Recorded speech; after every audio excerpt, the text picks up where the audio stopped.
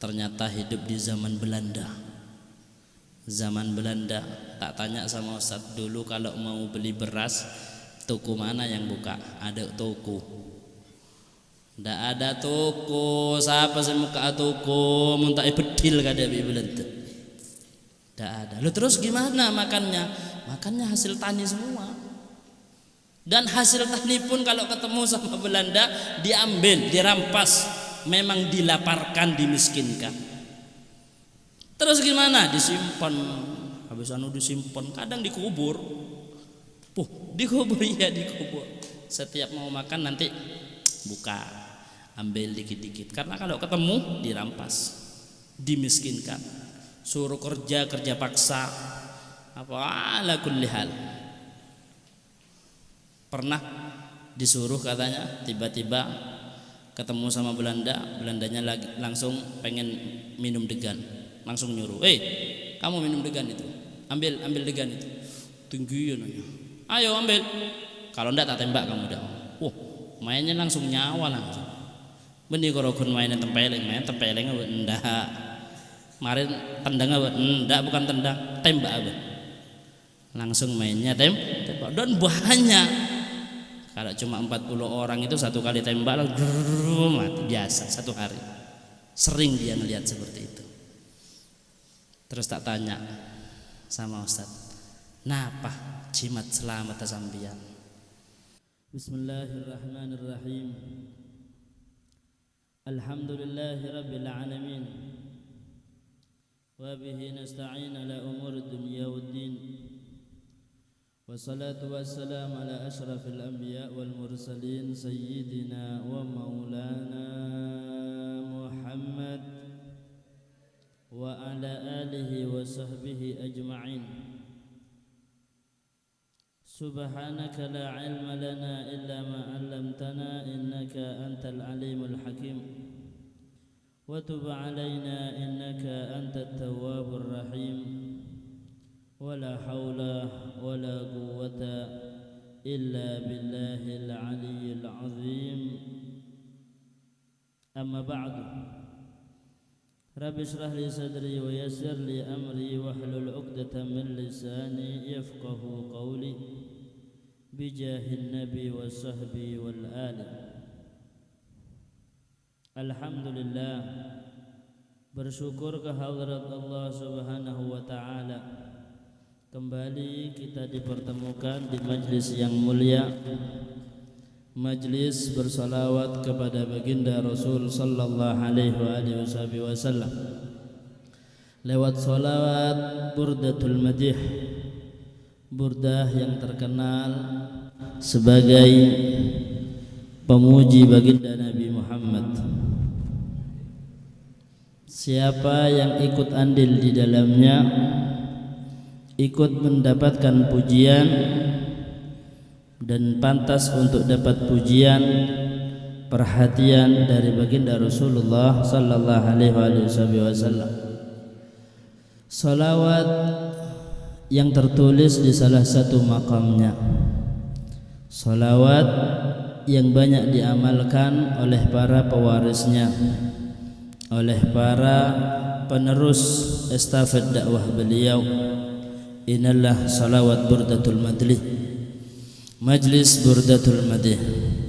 Harus selalu kita syukuri, tidak semuanya mendapatkan hidayah, taufik dan inayah untuk bisa menghadiri kembali majlis yang seperti ini. Alhamdulillah, masih kita berada di bulan Syawal, bulan di mana setiap acara mesti dibuat halal bihalal.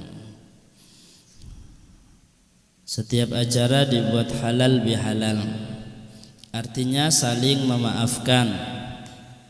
Karena sudah kita ketahui, tidak hanya hubungan dengan Allah yang harus kita perbaiki, tapi juga hubungan antar sesama yang juga harus kita perbaiki.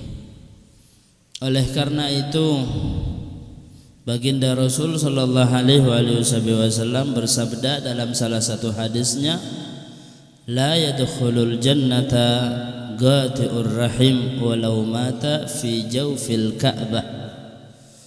Walaupun ada seseorang yang beribadah banyak macamnya, lama ibadahnya, macam-macam ibadahnya, tapi kalau dia tidak baik antar sesama, khususnya kerabatnya, memutus tali silaturahminya, maka dia tidak bisa untuk mendapatkan balasan kebaikan dari semua amal ibadahnya.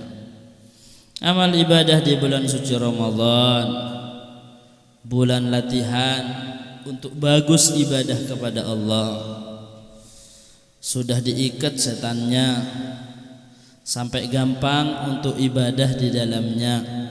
Yang biasanya tidak bisa khatam Al-Quran, bisa khatam hanya dalam sekian hari lamanya. Yang biasanya tidak bisa untuk melaksanakan sholat sunnah 20 rakaat tiap harinya, di bulan suci Ramadan ternyata bisa.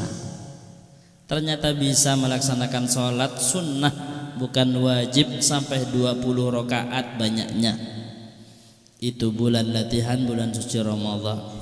Tapi walaupun bulan latihan, setiap amal ibadah yang buat latihan di dalamnya dinilai amal ibadah kewajiban oleh Allah Subhanahu wa ta'ala.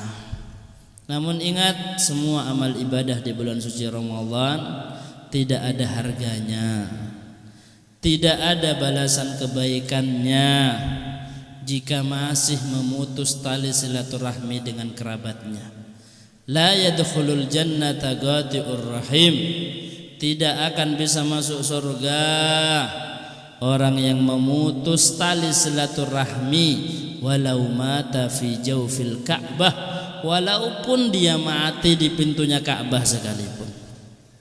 Meninggal di dalam Ka'bah, bukan hanya meninggalnya di musola, bukan hanya meninggalnya di masjid, meninggal di Ka'bah sekalipun, bukan di tanah haram, bukan di Masjidil Haram, lebih dalam lagi di samping Ka'bah, lagi megang Ka'bah, tapi kalau memutus tali silaturahmi tidak bisa dapat rahmatnya Allah untuk bisa masuk ke surganya Allah Subhanahu wa ta'ala.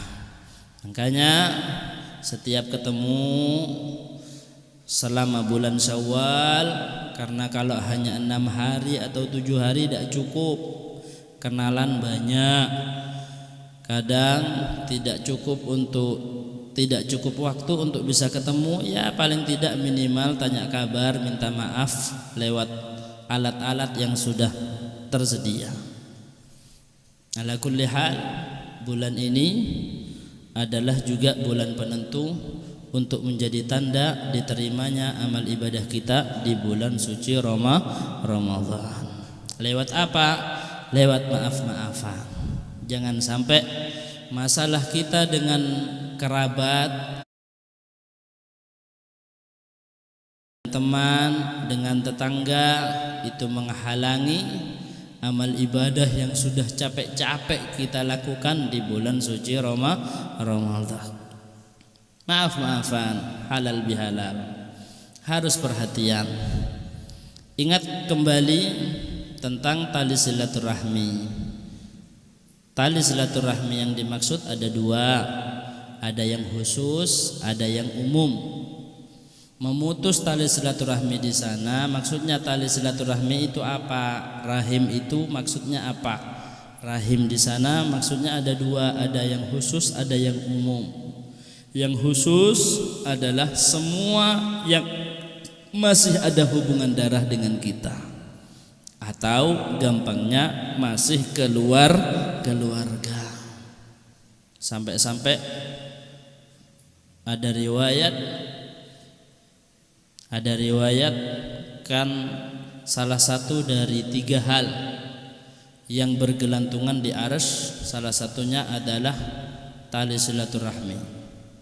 Ketika tali silaturahmi ini diputus, dalam arti saya tidak mau tahu dengan keluargaku yang itu, saya tidak mau ada hubungan sama itu, padahal Allah yang buat hubungan sudah dijadikan keluarga, tapi tidak mau dengan ketentuan yang sudah ditentukan oleh Allah.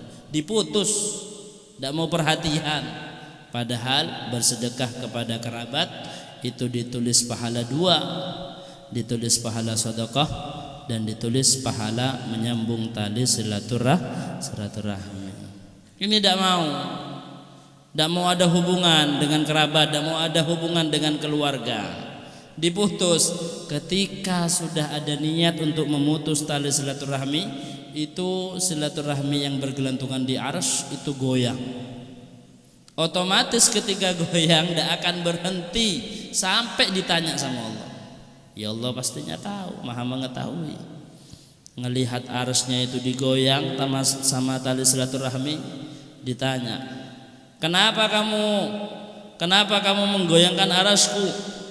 Kenapa kamu menggoyangkan singgasanaku? Kenapa? Akhirnya jawab, ya karena saya diputus, hak saya tidak dilaksanakan. Sama siapa itu? Sama fulan bin fulan. Maka Allah menyiapkan azab untuk fulan bin fulan tersebut. La tanzilur rahmah wa fihim ghati'ur rahim. Sampai-sampai rahmatnya Allah tidak akan turun kepada suatu kaum di mana di antara mereka ada yang memutus tali silaturahmi. Di antara mereka kaumnya tidak tahu apa-apa, tapi ternyata kebagian terhalang untuk mendapatkan rahmatnya Allah Subhanahu wa ta'ala. Bagaimana dengan yang memutus tali silaturahmi itu sendiri? Makanya dikatakan Allah tidak akan mengadab seseorang kecuali dibuat dulu dia memutus tali silaturahmi. Dibuat dulu, tidak langsung semena-mena langsung diadab sama Allah. Kalau Allah pengen ngadab seseorang, tidak mungkin langsung diturunkan, tidak. Dibuat sebab dulu. Sebab yang terbesar untuk turunnya azabnya Allah memutus tali silaturahmi. Dia tidak mau nyambung dengan kerabatnya, tidak mau nyambung. Ada riwayat tali silaturahminya seseorang diputus, akhirnya bergoyang arsy Allah. Ditanya, kenapa kamu kok bergoyang? Ya, saya tidak diperhatikan oleh keluargaku. Saya sudah bilang saya keluarganya sampean, saya keluarganya kamu, ternyata tidak ada urusan. Enggak, apa buktinya? Sudah saya kasih tahu saya nasabnya segini, bin ini. Ternyata ini hubungannya dengan orang yang memutus tali silaturahmi ini, yang tidak mau ngurus sama sekali, enggan, tidak mau, gengsi. Ternyata ketemunya di kakek yang ketujuh.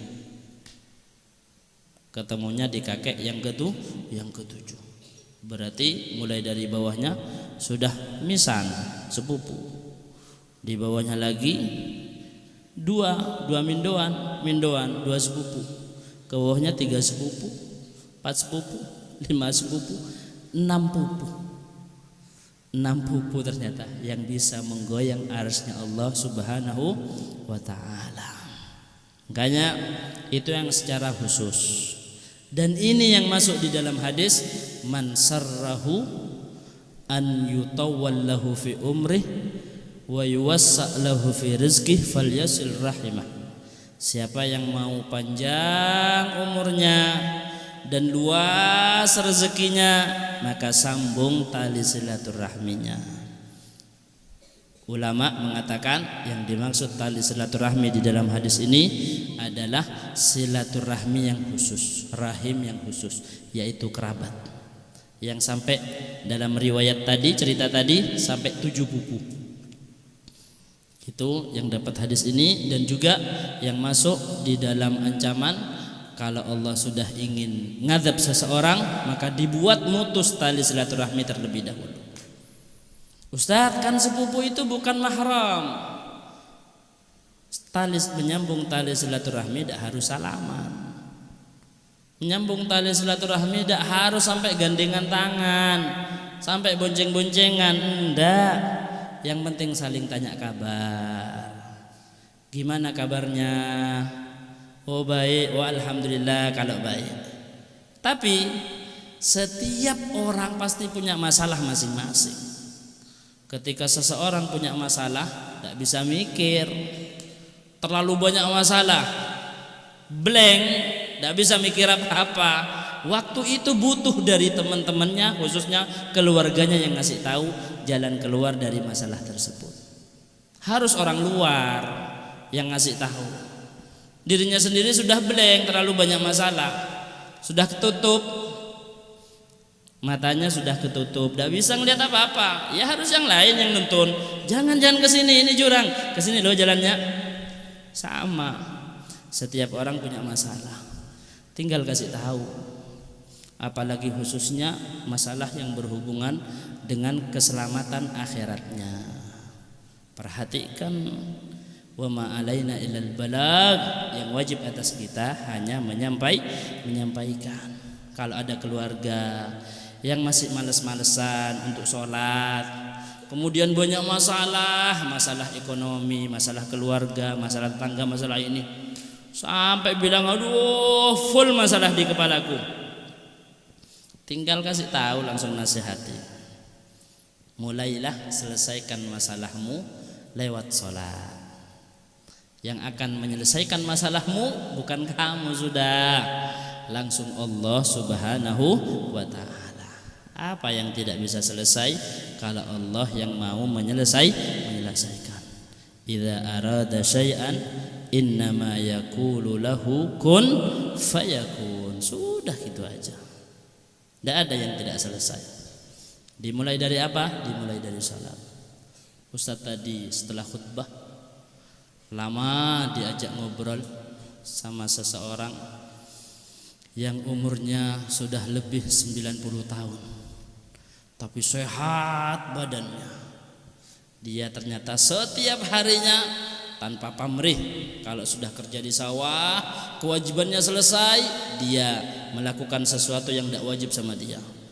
Sampah-sampah yang ada di sok-sok, yang ada di parit, itu dibersihin sama dia. Satu desa, kalau kiranya ada kotor langsung dia turun pasti, walaupun hujan-hujan tetap dilakuin itu. Cerita panjang sama. Ternyata hidup di zaman Belanda. Zaman Belanda, tak tanya sama Ustaz dulu kalau mau beli beras, toko mana yang buka? Ada toko. Tidak ada toko, siapa sih muka toko, muntah bedil kada Belanda. Tidak ada. Lalu terus gimana makannya? Makannya hasil tani semua. Dan hasil tani pun kalau ketemu sama Belanda diambil, dirampas, memang dilaparkan, dimiskinkan. Terus gimana? Disimpan. Habis disimpan, kadang dikubur. Dikubur, iya dikubur. Setiap mau makan nanti buka, ambil dikit-dikit. Karena kalau ketemu dirampas, dimiskinkan, suruh kerja paksa, apa ala kulli hal. Pernah disuruh katanya, tiba-tiba ketemu sama Belandanya langsung pengen minum degan, langsung nyuruh, kamu minum degan itu, ambil degan itu, tinggi nanya, ayo ambil, kalau enggak tak tembak kamu dah. Mainnya langsung nyawa langsung. Benih korokun mainnya tempeleng enggak. Kemarin tendang apa? Enggak, bukan tendang, tembak apa? Langsung mainnya tembak. Dan banyak. Kalau cuma 40 orang itu satu kali tembak mati biasa satu hari. Sering dia ngelihat seperti itu. Terus tak tanya sama Ustaz, napa jimat selamat sambian? Kanjenah badagian cobu mati kabeh. Banyak yang sudah disiksa. Napa jimat sambian? Jimat untuk selamat sambian itu apa? Ini pengalaman orang yang sepuh belum tentu. Kita sampai umur 90 tahun lebih tapi masih akalnya sehat, ingatannya kuat. Ingat cerita, tidak selesai ceritanya. Ustaz duduk sama beliau itu 1,5 jam, dan Ustaz cuma ngangguk toh, tidak selesai. Itu pun Ustaz selesaikan karena Ustaz juga nempu tedunggi, Ustaz lengantok lah. Akhirnya Ustaz permisi. Ala kulli hal. Apa katanya? Nah, apa jimatnya sampean untuk selamat? Dijawab sama dia, cimetah gula setum. Napa? Cimetah gula. Apa jeung 5 waktu nang ebekton. Salat 5 waktu. Ngaji tidak bisa dia. Ngaji tidak bisa. Salat 5 waktu. Walaupun saya disuruh apa sama Belanda, kalau sudah waktunya salat saya salat. Kata Belanda, "Loh, waktunya kerja. Ayo tak tembak kamu." Ya tembak aja. Tidak apa-apa saya mati. Yang penting saya mati dalam keadaan Islam. Pak kuat teman ba'aban. Hakala. Kayaknya men ba'aban. Tembak amalena. Oh ya, darurat. Wis dikifai jamaah terakhir. Nyaman mak jamaah dengan alasan darurat. Ini ndak. Itu kekuatan imannya du'afa, orang-orang yang lemah, orang-orang yang tidak punya apa-apa. Innama turzaqun wa tunsurun bidu'afaikum. Jangan pernah meremehkan orang-orang yang tidak punya. Jangan pernah meremehkan orang-orang yang di mata kita itu dia tidak punya apa-apa. Karena siapa tahu Allah menitipkan iman yang sangat kuat di dalam hatinya orang tersebut. Sampai puncaknya, akmaluhum imanan, Sayyidina Ali berkata, yang paling sempurna iman di antara kalian, a'zamuhum, yaitu yang paling mengagungkan, bila ilaha illallah. Yang penting ini orang Islam, dia pernah syahadat la ilaha illallah, sudah. Kita tidak tahu sir apa yang sudah dititipkan Allah di dalam hati orang tersebut. Alhamdulillah, saya tadi ketemu sama orang yang Masya Allah seperti itu. Orang yang tetap berkat beliau yang kuat tetap pendiriannya, akhirnya Islam itu sampai kepada kita. Dan kita bisa menikmati kenikmatan-kenikmatan, anugerah-anugerah yang banyak di dalam ajaran agama Islam. Walaupun mereka tidak bisa ngaji, walaupun mereka itu tidak bisa untuk baca sembarang ini, tapi merekalah yang berjuang untuk tetap membawa keimanan agama Islam sampai kepada keturunan-keturunannya, sampai kepada kita. Semoga kita juga diberi hidayah dan taufik oleh Allah, diberi inayah oleh Allah agar tetap kuat di dalam menjaga kebaikan-kebaikan, berusaha untuk menjadi baik sampai ditulis menjadi orang baik. Ya Allah bitaufik hatta nafiq nalhaq khairar rafiq bijahi sayyidina Muhammad sallallahu alaihi wasallam bisirril Fatihah.